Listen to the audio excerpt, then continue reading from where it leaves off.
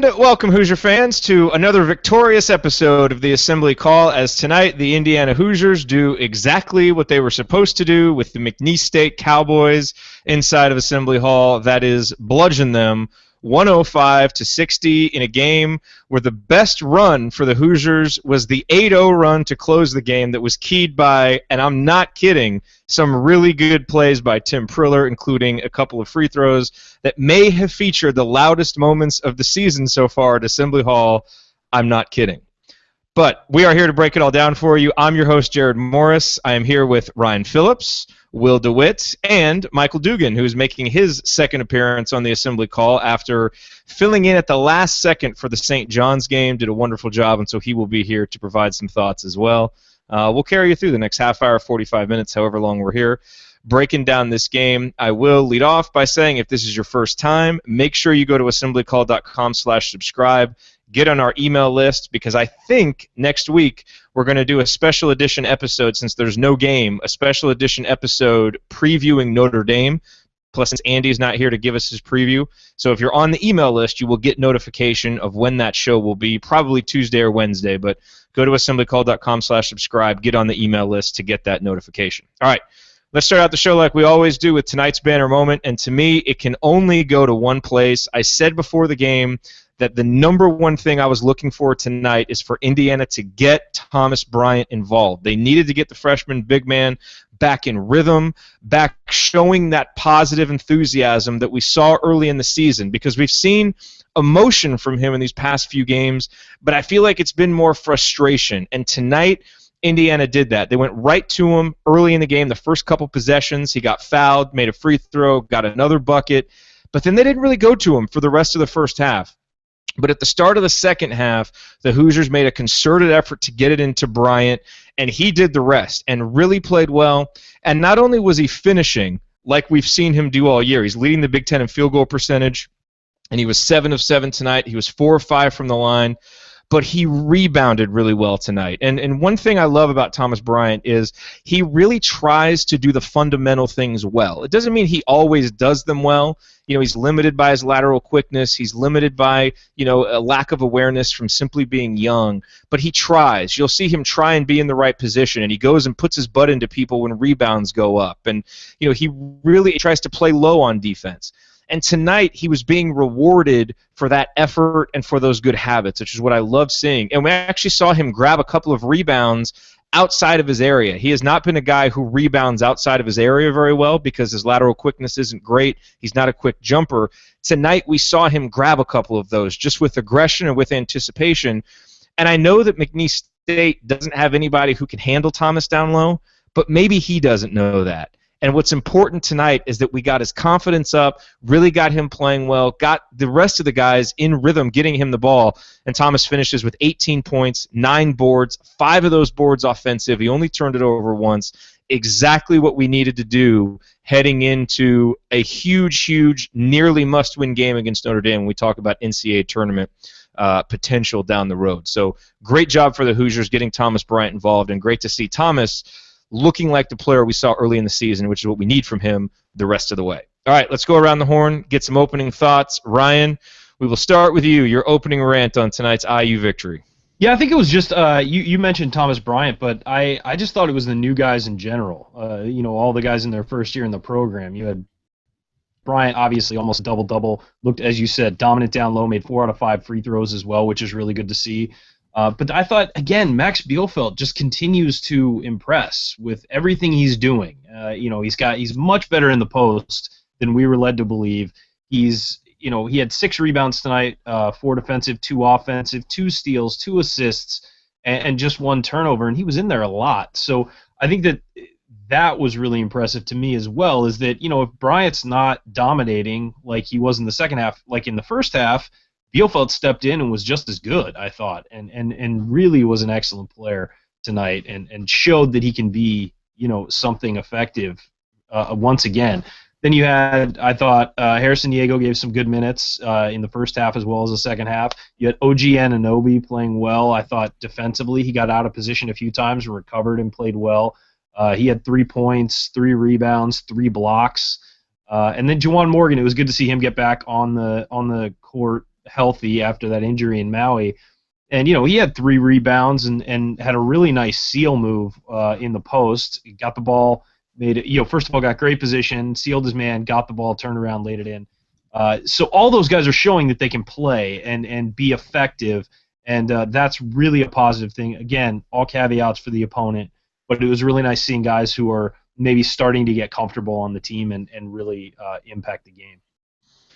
Do you want to remind everybody your nickname for Thomas Bryant and maybe introduce your new one for Max Bielfeldt? Well, I've got Tommy Buckets is Thomas Bryant, but he's had some off games, so I haven't really had a chance to use that much. But then there's better than advertised Bielfeldt. It's I'm working on it, folks. I'm just working that in. So work that into your lexicon. Hey, put those on T-shirts or something. Yeah, maybe. I don't know. B-tab. All right, it's just okay. Will, over to you. Your stat of the night tonight. We got no audio from Will. Okay, so we will go to Michael for your opening comment. I don't know what's up with the audio, Will. Let's hopefully we can get it back. Well, first of Michael, all, Ryan, yeah, you're good.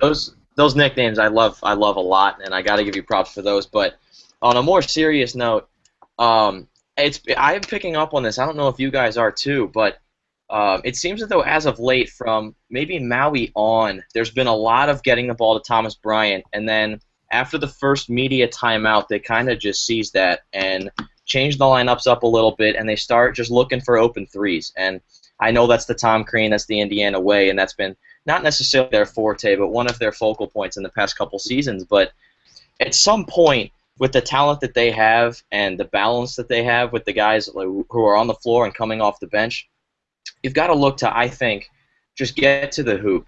And there are guys that are very capable of kicking it back out and hitting the open three. And then Troy Williams and James Blackman, I feel like every single time they drive, I mean, they say, meet me at the rim and I'll trump you one.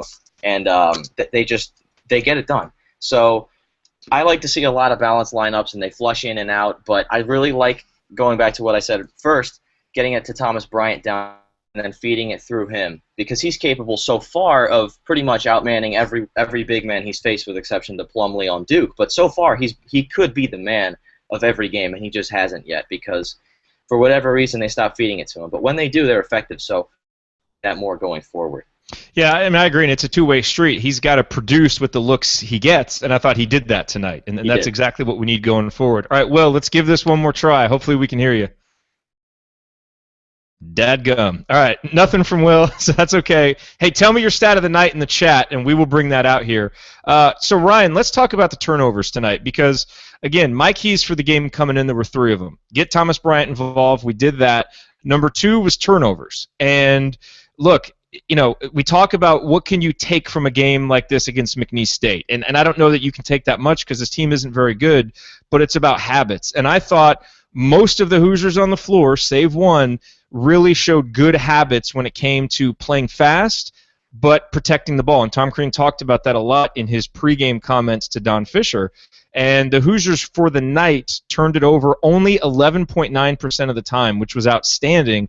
And 4 of those turnovers came from Troy Williams. And a lot of those turnovers were the unforced variety, where he just made a really, not a bad decision, but a really, really bad decision with the ball in his hands. And I thought he was much more effective when the ball wasn't in his hands. But we'll talk about that. Ryan, your thoughts just on the turnovers overall and then what you saw out of Troy. Well, I thought that you're right. The turnovers, I mean, it was a vast difference, I think, tonight from what we've seen the last couple of games. There just were fewer careless mistakes. Guys just not, throwing the ball into open areas, actually hitting guys and hitting directly at players instead of, trying to lead them or do anything that might be over the top or trying to make a spectacular play. They were just solid. It was a chain. It was like a chain, like a rope along. It was one guy to the next guy, the next guy, the next guy. It was like connecting dots instead of trying to go over people. And Troy Williams, I mean, I said that, I tweeted it out. I thought that, his fast break passing leaves a lot to be desired. Well, putting it as kindly as I can. But I don't know. I think that he just needs to stop trying to make big plays. He's going to naturally make big plays with his athleticism and talent in the half-court offense and when he gets a break. but trying to do it with his passing, I mean, is silly. And he threw away, I think, 2 fast break passes, maybe 3 of the 4 turnovers were him trying to lead a break and make a pass, and it's foolish of him to do that. I thought everybody else really played well. I mean, look, if you have 1 turnover in a game and you played, that's fine, and so a couple guys had 1, and that's it. And really, I thought overall it was a great game. Troy, again, it was another Troy Williams game. He wows you with his athleticism, he wows you with his rebounding prowess, and then turns the ball over 4 times that were really dumb. And so I thought he played a pretty good game, but the turnovers really have to stop. By the way, I just want to say, you know how we know who our diehards are? You're the ones who were here after the McNeese State game on a weekend night against a sub-300 team. You guys are our diehards, and we love you. And we got to give some props to Trenton Thompson, who's over there manning our chat. I know the chat doesn't get great activity after these games yet. We're going to continue growing it. Make sure that you log in and sign in and get your account. But we just want to say thank you to everybody who's here live. We love it that you guys show up in this big of numbers for a game like this that's relatively uninspiring, but still you're here to talk about the Hoosiers. We love it. I do want to give some credit to Will because that turnover number was his stat of the night, and Will also has another interesting number here about McNeese State. They came into the game turning it over on 18.8% of their possessions, and the Hoosiers forced them into turnovers on over 25% of their possessions, 25.8% of their possessions. McNeese State turned it over. So let's talk about that, because my third key was defense. And again, it wasn't going to be so much how many points McNeese State scored. It was going to be more about how are our rotations, how do we look fundamentally. Frankly, I mean, look, the numbers ended up looking better because McNeese State only scored 0.82 points per possession, and that was actually an improvement over what they were doing in the first half. But for the large part of the second half, McNeese State was actually up over a point per possession. And I thought Indiana really didn't come out with the same kind of focus defensively in the second half. They were giving up some offensive rebounds. McNeese ended up rebounding 35.6% of their misses. They came into the game only rebounding 27% of their misses. So I didn't think from a defensive standpoint it was a great night. There were a few flashes. But for me, I wanted to see the habits and see them play that D consistently. Ryan, what did you see defensively from the Hoosiers tonight? And then, Michael, I want to get your thoughts on the defense as well. Yeah, I think that they were more engaged defensively than the last game. And I think that it showed in the first half. I think that, again, we've talked about this. It's hard to maintain your intensity when you're up 22. And I saw it in fits and spurts in the second half, but there were times where they got beat down the floor and things like that. They're unacceptable, but it's just the nature of what happens when you have a huge lead like that is guys are going to, their minds wander, they get beat on runouts, they worry about offense a lot, things like that.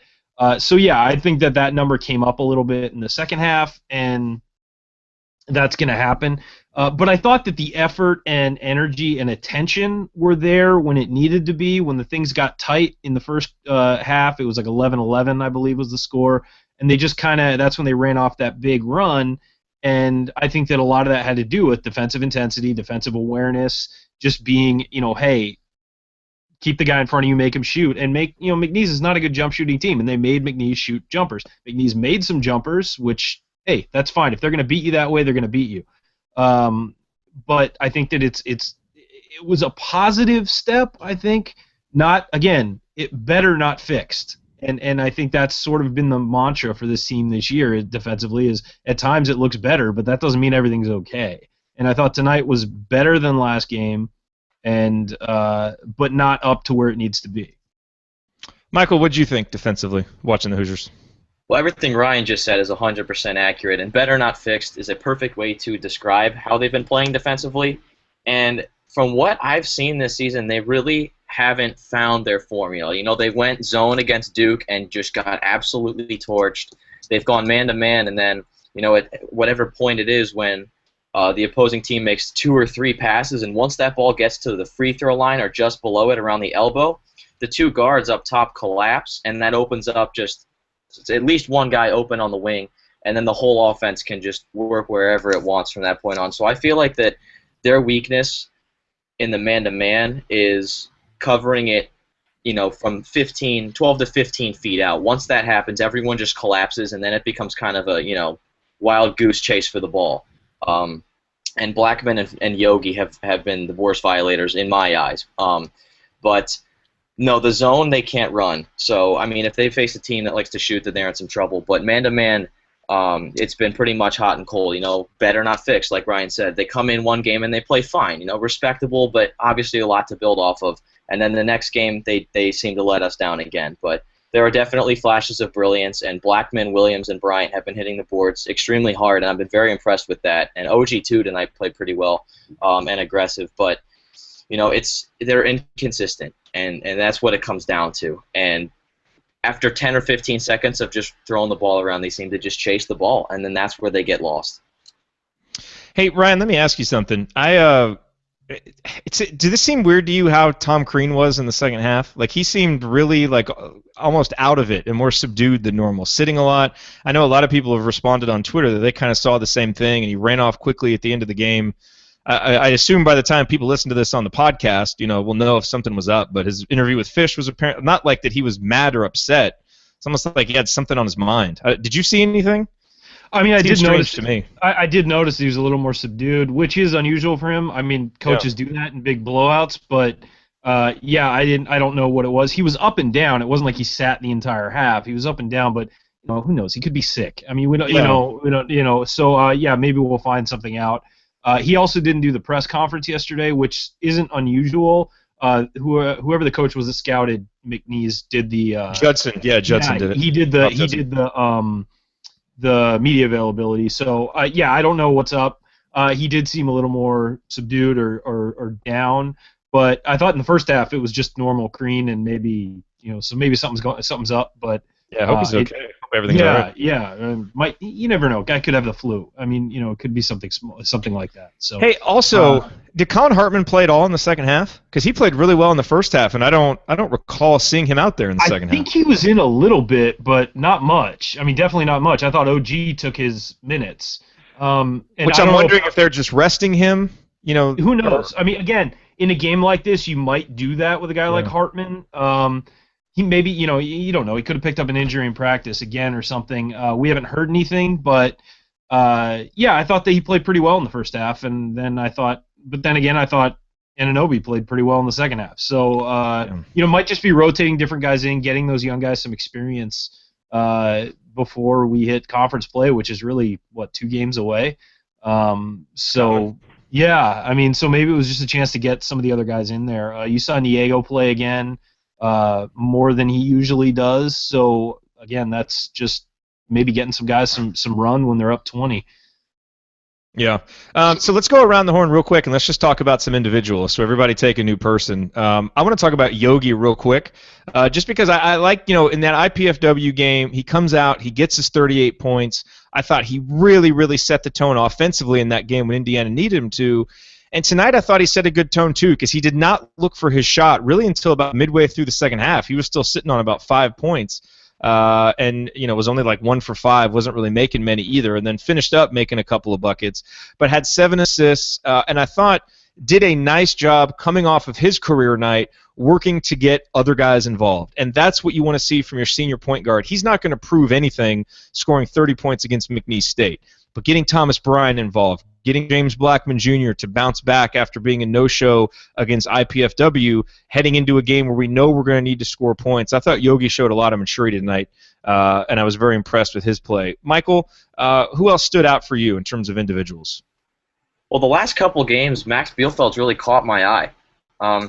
He's definitely not that athletic. He's not that fast, but he's a really strong guy who can play down low, and he's not as big as Thomas Bryant, and he can't make the same plays. He doesn't have a 15-foot wingspan and can grab a board from anywhere on the floor, but he gets the ball down low, and he makes a couple moves, and he puts the ball in the hoop, and that's what matters. And tonight, what did he shoot? He was 5 of 10 with 11 points and 6 boards.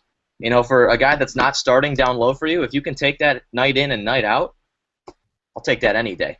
And I thought he was sensational, and he's been pretty much the unsung hero and better than advertised, going back to Ryan again, is money. That's exactly what he is. So I've been very impressed with his poise and his control down in the post. And he gets a ball, he's focused, and he makes a move or a double move, and he gets an open look, and he does it well.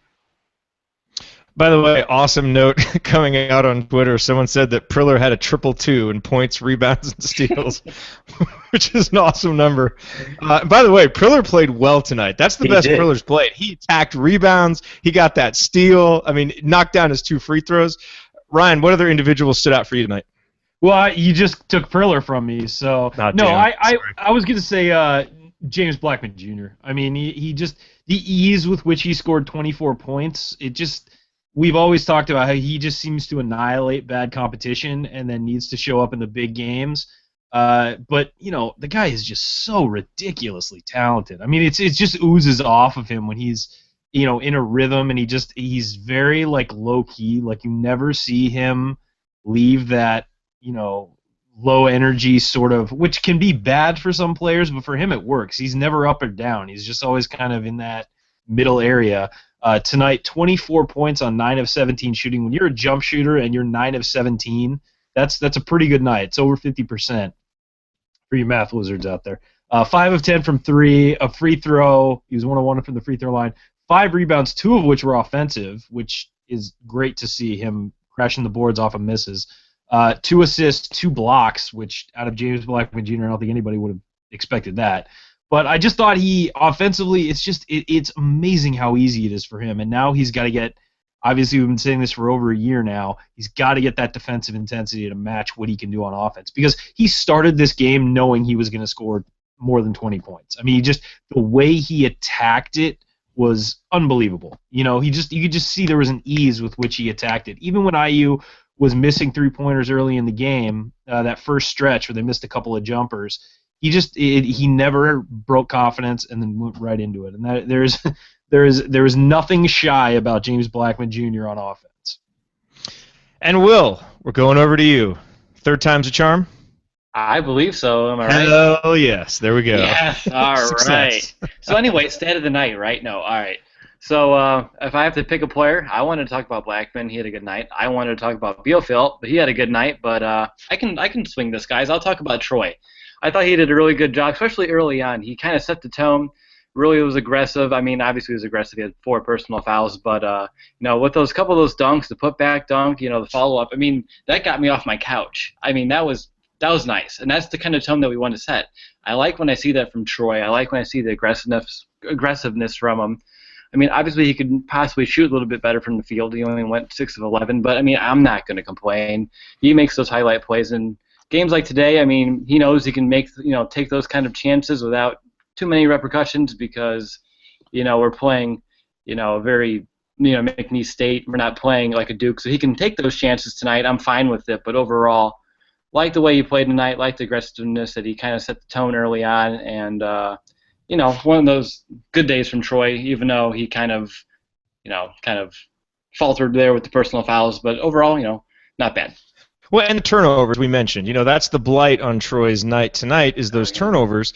And Ryan, let me ask you something. You talk about how to best use Troy, and I talked about this on the halftime report, that last year we saw Troy be effective leading the offense. Because if you remember, his turnovers were really bad as a freshman. They were still bad last year, but they were improved. And he's actually regressed this year to worse than he was as a freshman.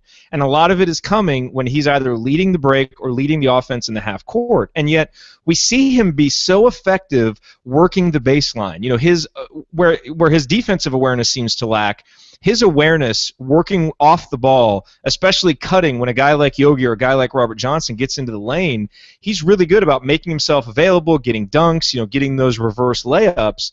And that offense worked well tonight. And I'm just wondering, I know that he needs to show that he can handle the ball for his pro prospects, and that's part of what needs to happen this year. But he's also got to earn those opportunities. And if he's not taking care of the ball, and he's so good at doing these other things, at what point do you say, okay, Troy, we need you focused here? We've got, one of the best guards in America. We've got a good creator in James Blackman Jr., an emerging one in Robert Johnson.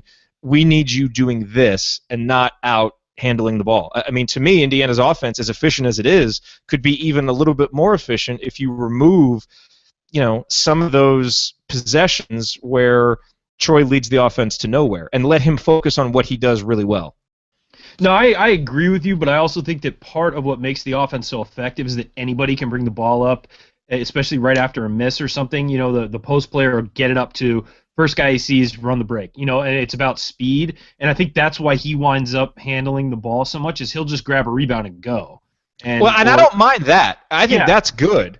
It's the times where it's him in the half court, especially on some kind of set. That's more what I'm talking about. Yeah, and I think that, but I also think that at times he's our most effective driver, so it's a double-edged sword because, you know, one-on-one he might be our most effective guy. Yogi obviously would be, but he's smaller, so it's harder for him to get inside and finish. So, you know, it is a double-edged sword. You're right. I mean, it's disconcerting to see him at the top of the key trying to take a guy one-on-one sometimes because you just assume he's going to turn it over or do something crazy. But at the same time, he's probably our most effective guy at getting to the rim and even getting fouled like that. So, yeah, I mean, I would like to not see that. I'd rather have them run a full offensive set instead of go one-on-one like that. I'd rather have them run, you know, something on the perimeter, moving guys inside and screening and cross screens for the shooters. But, you know, it's I guess if you're going to go one-on-one, especially late in the clock, Troy's the guy you're going to have to give the ball to. Unless Yogi's going to do a step back or something like that, he's not as effective getting to the hoop.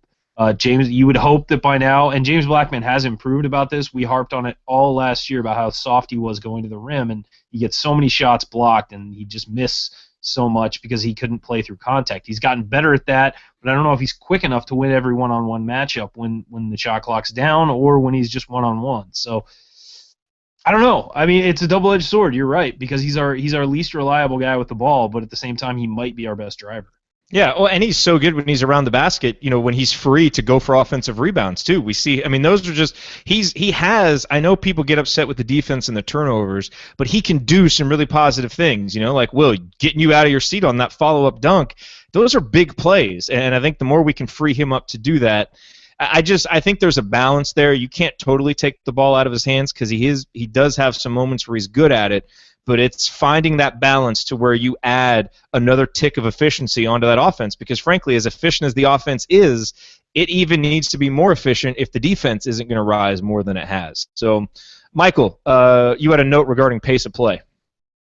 Yeah, so, I mean, I'm going to state the obvious real quick here. Indiana plays fast. We know that, you know. They go quick, water is wet. They go hand in hand. But I've seen them, and I've tried to take a lot of note of this. When they slow it down, they succeed. And we saw them for the first 5 minutes, you know, go lightning quick as they typically do.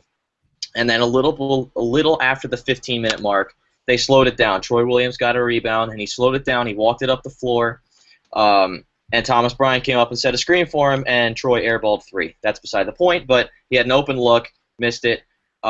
Next possession, I think Yogi brought it up and then had a couple screens, worked it down low to Bielefeld, and Bielefeld hit a layup. So the looks are there when they slow it down, and the examples are endless. And I could go back and watch the end of the game or watch the film or whatever and give you 50 examples. But the thesis is that when they slow it down, it works just as well, if not better. They have more open looks. Why don't they do this more often? Do you guys have any idea or any insight into that?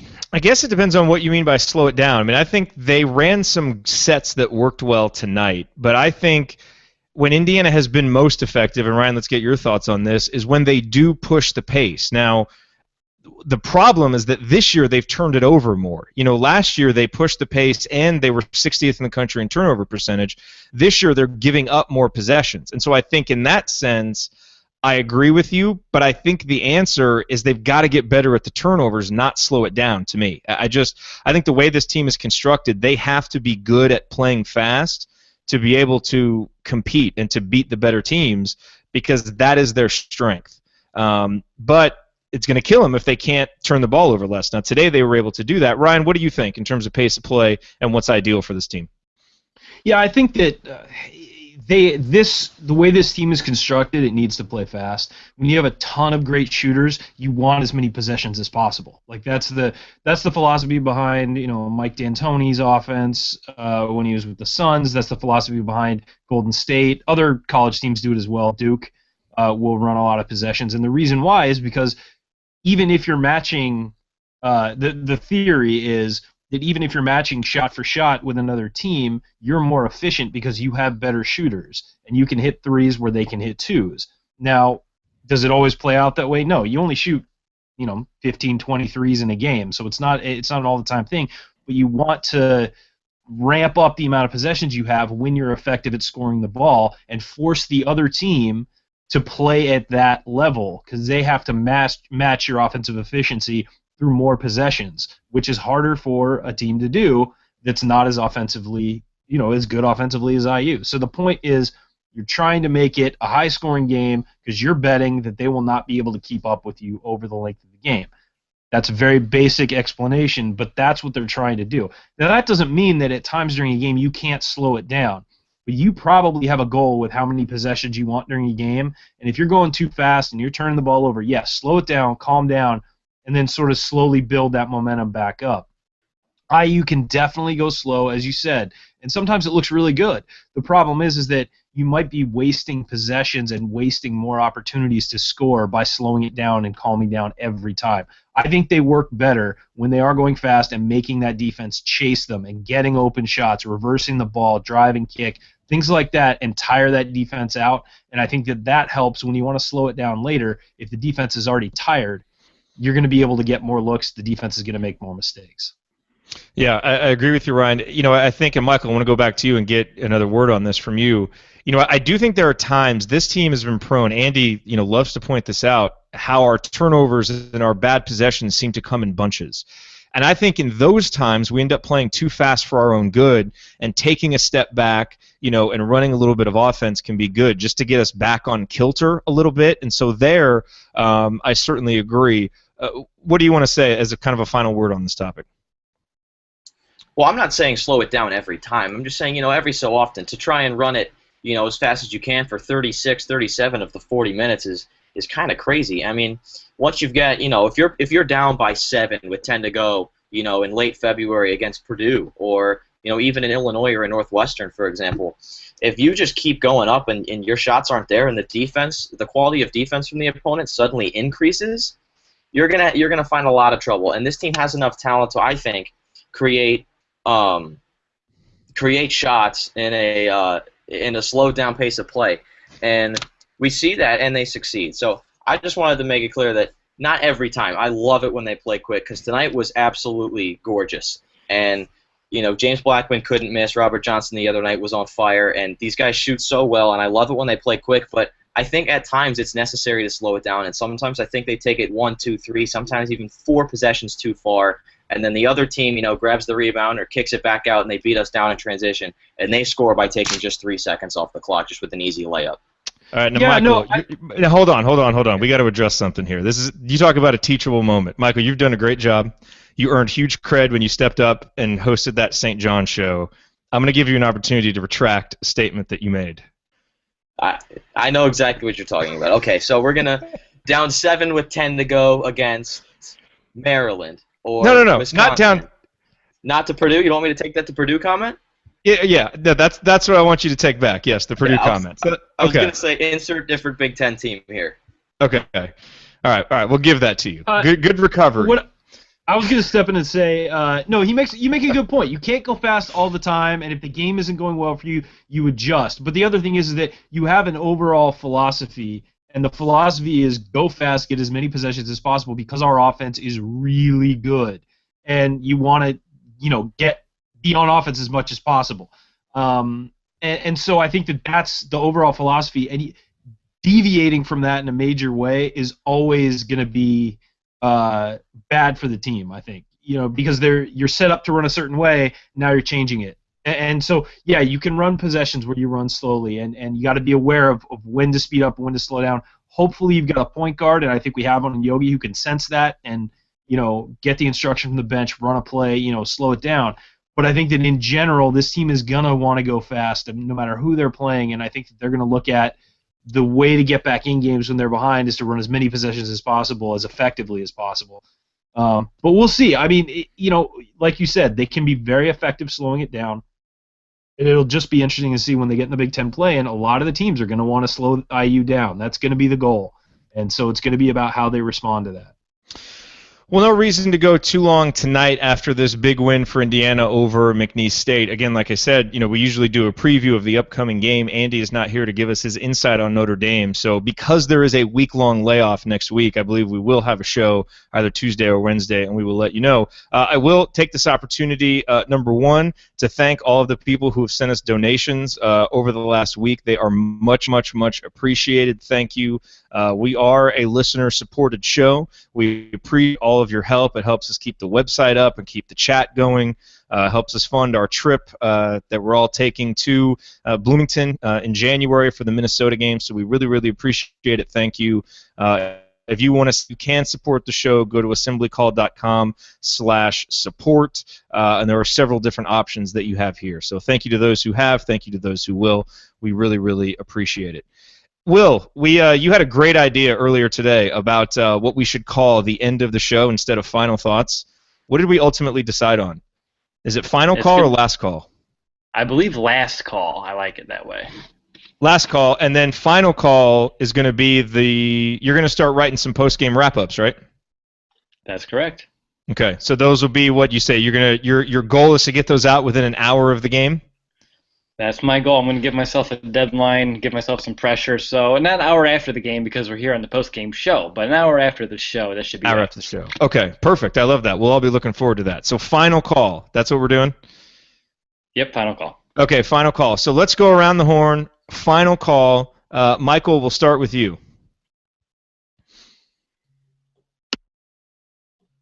You're muted. Sorry about that one. Had a little difficulty. Button was not cooperating with me.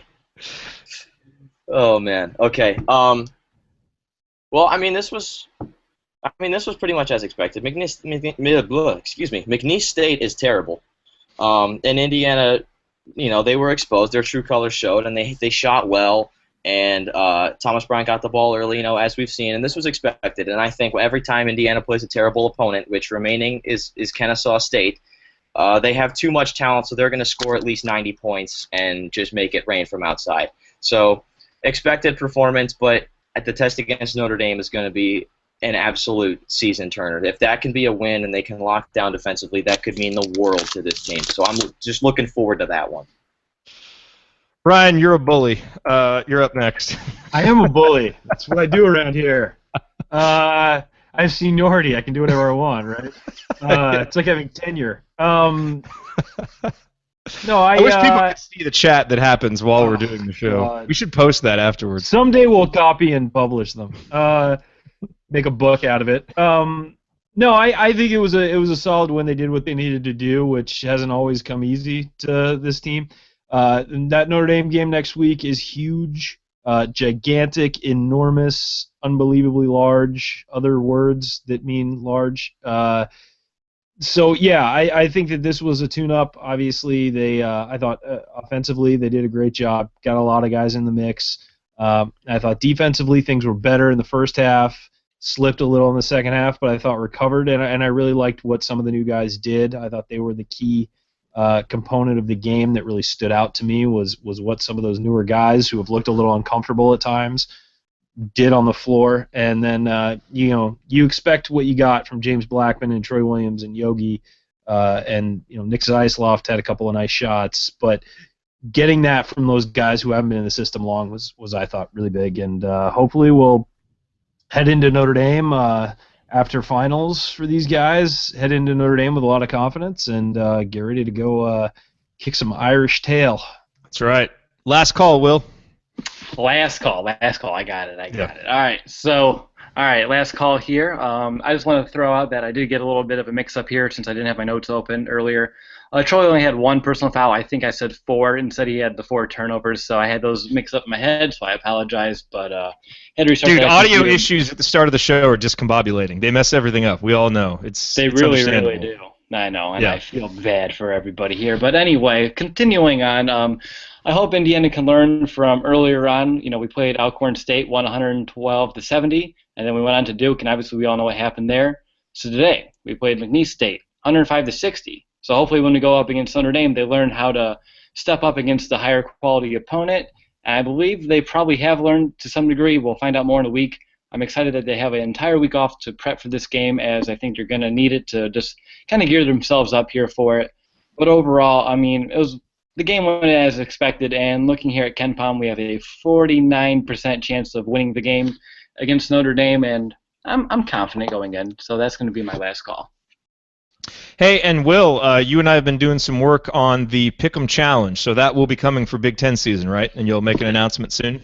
Yep, announcements coming soon for the second annual Assembly Call Big Ten Pick'em Challenge. I'm excited to get going out. Last year, we had a really good amount of people who contributed to it and participated in the challenge, and I'm excited to see just how much it's going to grow from last year to this year. So anybody listening, if you want to, possibly win some free merchandise, wink, wink, go ahead and look out for that Big Ten Pick'em Challenge that we're going to be announcing here very soon.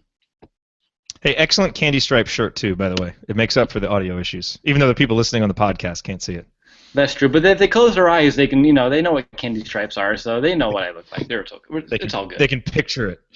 All right, my last call is once again kudos to Thomas Bryant for a great effort, and to the Hoosiers for rebounding from that Duke loss, doing what they needed to do at home against some teams that they should beat. They took care of business, and now it's on to the game that we've all been focusing our attention on, which is this Notre Dame game. After the Maui malaise and the Duke debacle, Indiana really, they just didn't take advantage of opportunities to get wins over good teams. And this is their last one before conference season starts. As Andy so eloquently put it last week, we're in the midst of a crap sandwich on the Indiana schedule. We just got through one piece of bread tonight. Now we've got the meat of Notre Dame on Saturday, and then there's another piece of bread, Kennesaw State after that, another sub-300 team. So this game is huge for Indiana. And you may think that there can be no other team in America with an offense better than Indiana. And you may think there can be no other team considered a top 25 type team with a worse defense than Indiana. But would you believe that Notre Dame is both? The Hoosiers currently, this is updated including tonight's game, are fourth in offensive efficiency. They are 108th in defensive efficiency. Notre Dame, second in offensive efficiency, 121st in defensive efficiency. So they're a little better than us on offense, a little worse on defense. What that means is it's going to be first one to 120 is going to win next week. And then when you add in the Butler-Purdue game, Jeff Rabjohn said a great tweet earlier tonight, 4 of the top 16 offenses in America are playing in that game. Purdue actually brings some defense with them, which is why they're ranked higher than any of the rest of them. But that's going to be a great event. If I was anywhere close, I would certainly go to it. But for Hoosier fans, it's a huge, huge opportunity because we've talked about how the Hoosiers have kind of been bullies. And we've done really well against teams that we should beat at home, but when we've gone on the road or gone to neutral sites and we play against someone who can punch us back, who can push back, we haven't responded. We have to respond on Saturday because Notre Dame is certainly good enough to beat us. It's going to be a tight game, I think we all assume. And Indiana needs to play with toughness, both mentally and physically, and get this win. If they get this win, then with how the Big Ten season opens, the Hoosiers can really, really build some momentum here going into January and really hit the ground run in the Big Ten season. So it all starts Saturday against Notre Dame, a huge win for the Hoosiers to get. I certainly feel better about our chances to get it after these last 3 games, but I still don't know what we've learned about this team. The turnover issue seems to have improved some. Defensively, Indiana has played better in spurts. And we got Thomas Bryant going. So to me, that's enough to feel optimistic heading into that Notre Dame game. I do think we'll win. I'll be disappointed if we lose. And if we do lose, it's a loss that we very well may not recover from come NCAA tournament time unless we win 12 or 13 games in the Big Ten season. And it'd be nice to get a good win in our back pocket headed into Big Ten play. Damn it, let's go get it, Hoosiers. All right, thank you all very much for joining us live on tonight's episode of the Assembly Call. Thank you for listening on the podcast. We always appreciate your support no matter when you catch the show. Again, assemblycall.com/subscribe. Get on the email list. We will let you know when next week's special edition episode will be. We'll make sure that Andy is there, give you a full preview of Indiana Notre Dame, as well as answer any other questions that you may have about the Hoosiers. Until then, have a great Sunday, have a great week, and we will talk to you on the next special edition episode, and then for sure after IU Notre Dame next weekend. Talk to you soon, everybody.